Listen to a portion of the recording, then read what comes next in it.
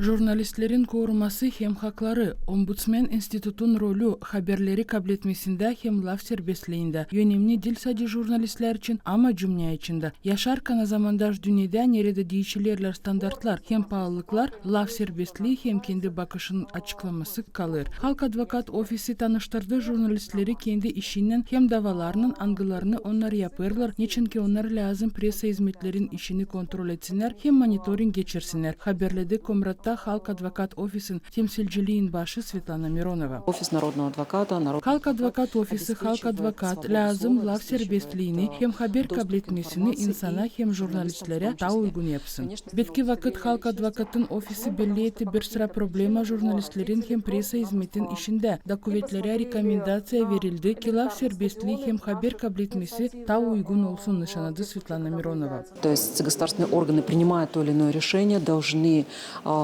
скажем так, выполнять те поставленные. Devlet organlar kablederken neyse kararı lazım hesaba alsınlar dünya arası aspektlerini hem standartlarını. Türlü presa hizmetlerin işini var nasıl sadece dava sınırlasın. Da sadece buna sebepler olarsıdlar. Kalana hepsine lazım mana olsun.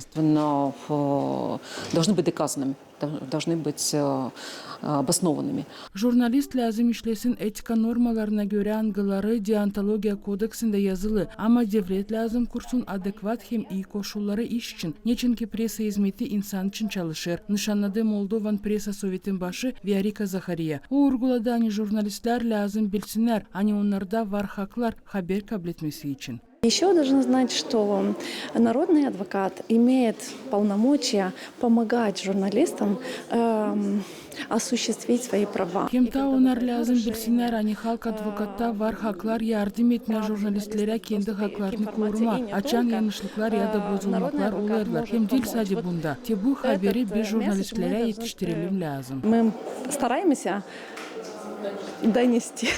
Вот. Этот месседж мы стараемся донести до журналистов. Dil her zaman jurnalistler bilirler nereye danışma lazım ki haklarını koruma. Bunun için Halk Advokat Ofisi bu projekti yapar. Ki presa hizmetin temsilcilerini tanıştırma metotlarının hem kolaylıklarının kendi haklarını koruma diyeni anlattı Halk Advokat Ofisi'nin uzmanı Svetlana Rusu. Куда обратиться, каким образом можно Nereye danışma, nice yok etme türlü yaptıkları kuvvetlerin tarafından hem başka kişilerden angılar jurnalistlerin işine köstek koyarlar. Jurnalistlerin koruması hem hakları, Ombudsman institutun rolü temaya göre seminer jurnalistler için geçecek Belti hem Kişinyov kasabalarında.